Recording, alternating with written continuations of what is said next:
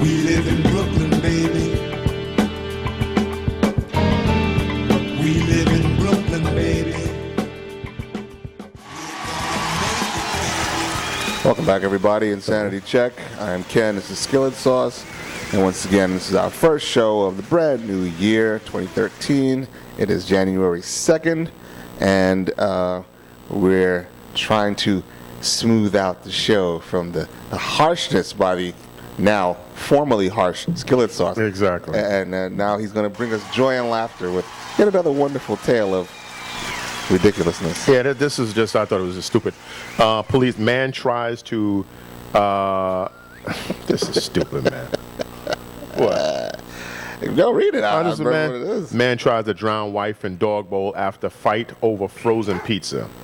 Listen, Orange City police say a man tried to kill his wife by holding her head in a dog bowl full of water after they fought over pizza.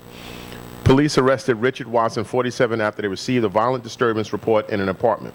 According to the police report, Deborah Watson started watching the 12-12-12 benefit concert while her husband was in another room, and he joined her after the show was over.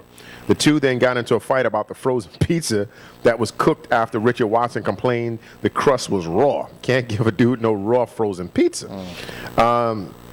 After he complained, crust was raw, and flung his dinner plate on the floor, obviously in protest, you know. I guess it wasn't Papa John's. Deborah Watson also threw her plate on the floor in response. You go ahead, girl.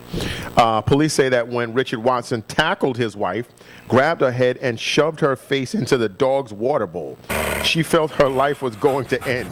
Orange City Commander Jason Sampill told the Dayton Beach News Journal. The paper reports that Deborah was able to break free, but then her husband backed her against a corner and tried to strangle her.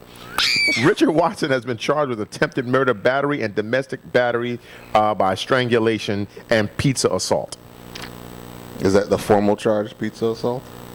Yeah, I believe so. Yeah. Yo, man, he should have went to Papa John's. If you don't know the Papa John commercial, you won't get that reference.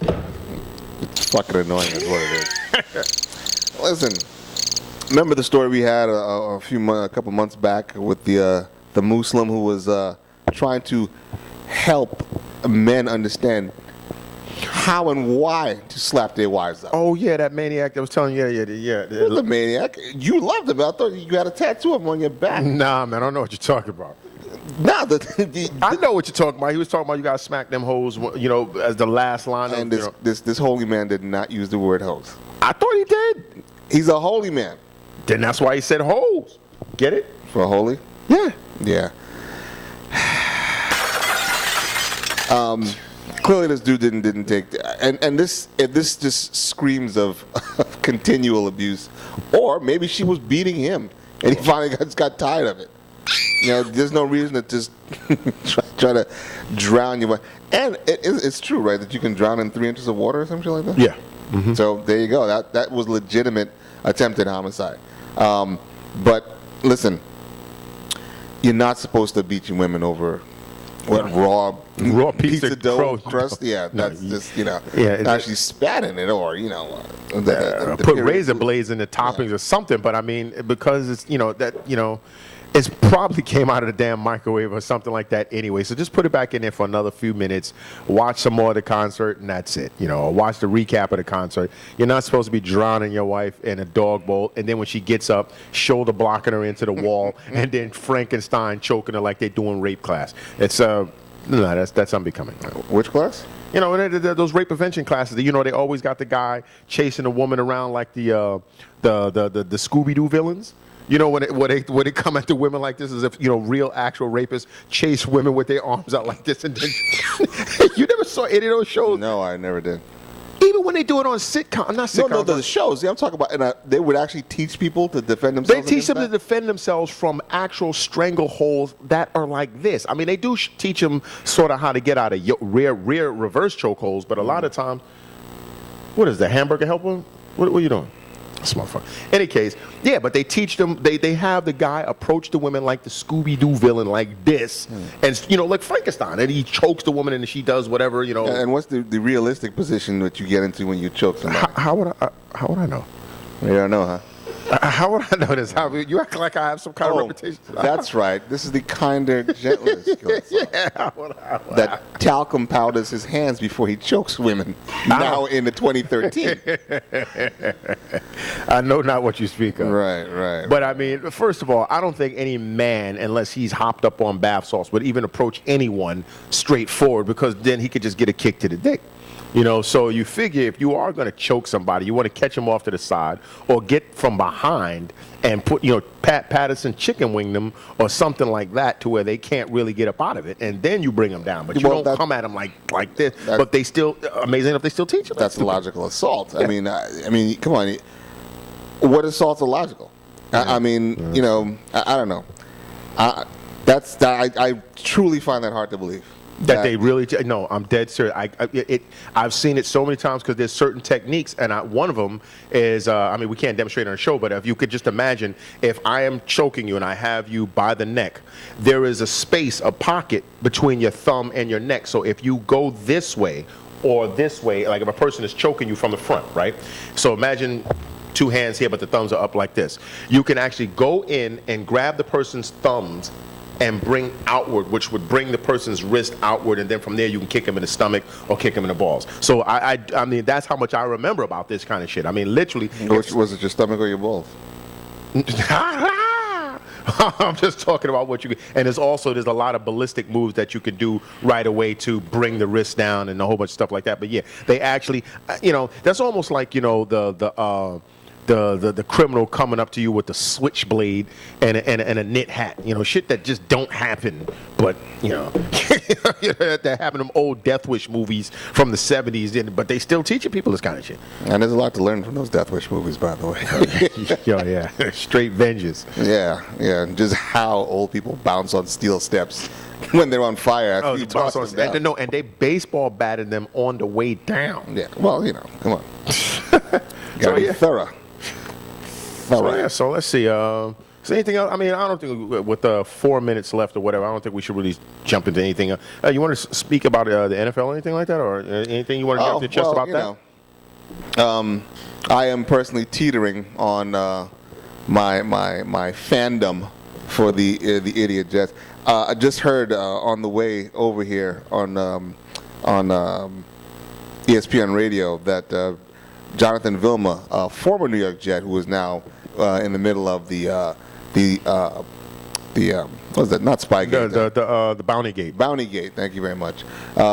He was having a team meeting with the Saints, and I think there was a reporter around, and one of the teammates was talking something like that. But basically, the gist of the whole thing is, Vilma screamed at the teammate like, "Yo, we're not the Jets. Don't do that." He screamed at who? His teammate. Are you serious? Disgrace. God. Yeah.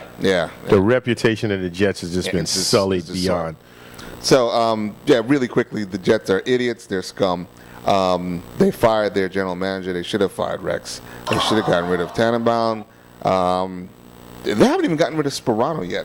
I don't even know. But they said he was definitely going to get rid of him. Well, that's what the papers have been saying, but that hasn't happened. Oh my God. So, yet to be seen. I need at least one more, if not two more, Jets, either players or front office, to be fired before I can continue with my loyalty. But if you leave, where would you go? Good question. I'll be a freelancer next year. Whatever team is out there. Who knows? I might go to the Cardinals, because Andy Reid is a front runner. It's sounding like he'd take Vic with him. He did? Well, he mentioned that? No, but that's speculation. Oh, because I thought that would be good as well. But then they said he might go to the Bears because the Bears, they still have the defense that he would like to have, and Cutler, according to the Bears owner, feels that he's the best quarterback. Well, he is the best quarterback the Chicago Bears has ever had. By a skill standpoint, he is clearly the best, and he would love to be able to pass and pass and pass if he can get protection. So they was thinking Chicago might be a good fit for him.